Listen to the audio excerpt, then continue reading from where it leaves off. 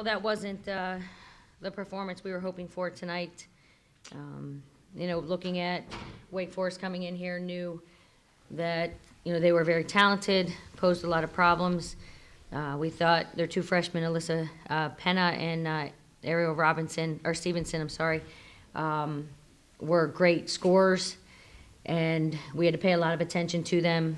But I thought Milan Quinn really stepped up her game, focusing so much on the perimeter. I thought she did a good job on the block of finding ways to score, and they did a nice job of getting her the ball. But I think our struggles were more on the offensive end, just not being able to find an answer anywhere. And, since Fred has been inserted into the starting lineup, she has been shooting the ball really well from three, and it became a focus tonight. They paid a lot of attention to her, which should have opened up driving lanes and entry passes into the post. And, we got good looks. We just couldn't find ways to score. From layups to free throws to jumpers to threes. And, we knew, all year long it was where's our offense coming from. And, that's where our struggles were tonight, is not anyone really being able to hit shots. Questions? Hey, Coach. I noticed early in the game, after you guys were having some trouble stopping them in the paint, you guys switched over to zone. Was that mainly prompted by the inability to kind of keep them out of the paint? It was. We talk about how to defend a team and everything that they run. And we do that in practice, the two practices leading up to our game. And, we felt prepared coming into this, but, we just settled for playing behind. We didn't get around. We didn't have a lot of ball pressure. So they were picking us apart in the man, and we weren't scoring. So we felt going to our press into our zone, it would just change the complexion of the game. Maybe we could create some scoring. And when we switched to the zone in the second quarter, down the stretch, they only scored 2 points against it. So, you had to believe coming out they were going to make adjustments. We said they were going to talk about how to attack it, what they wanted to do, and they were aggressive coming out, and we weren't.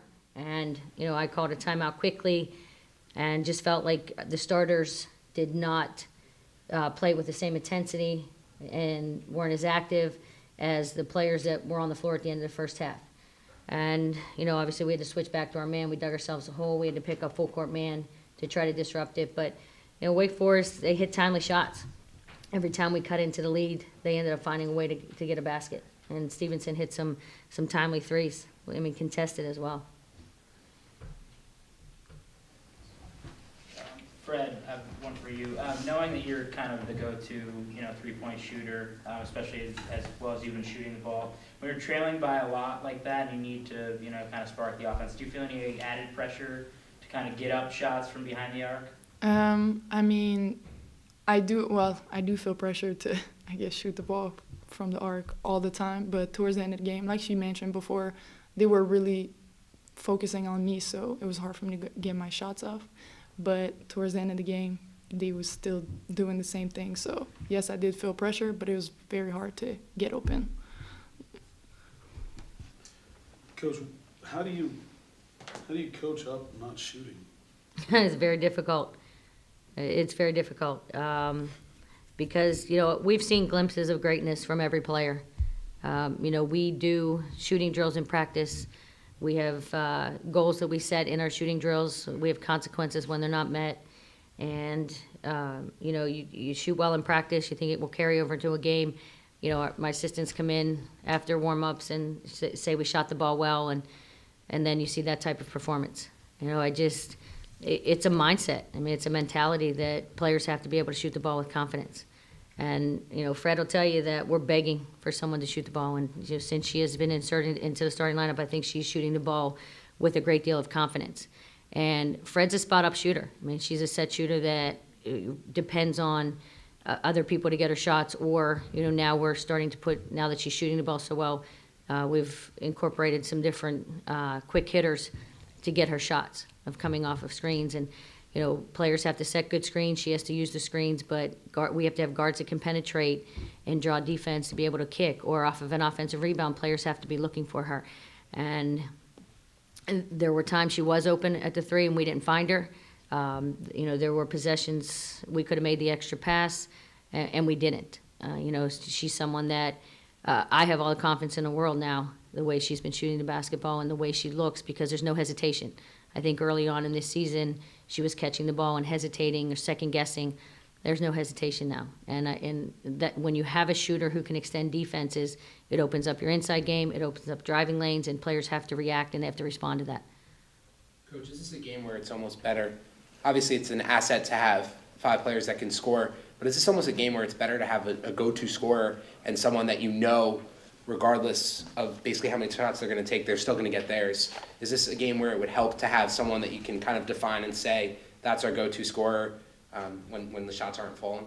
I mean, for us, it's gone game by game of who might have had a hot hand, who may have had a mismatch. But when you look at, our shooting percentages, not one person had a hot hand tonight. And you look at every team, every player that played on this team attempted a shot, and we just couldn't find any type of rhythm.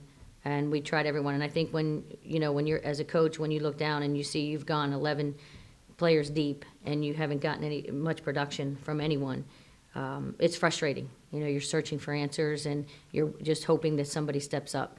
And we have to look at our combinations once again that are on the floor together, offensively and defensively, because we had some breakdowns that shouldn't have happened. Off of an out of bounds play, we gave up a layup that shouldn't have happened. Our own out of bounds plays, we had turnovers that shouldn't have happened. And it's just the lack of focus right now that we have from our players in late game situations. Again, was it just not taking good shots, or was it hesitating when there were open shots, or was just the ball not going through? I think it's a combination. I think players took some tough shots instead of making the extra pass, trying to make things happen. I think we got some open looks. I think there was a time in transition that Fred running the floor, Brittany Gordon needs to wait for it till she's there instead of making her put the ball on the floor, and we had to travel. Just some of our turnovers were really bad. But, we talk about having a balanced attack, but, putting 49 points on the board and, relying on 8 people to get to that 49 is not helpful.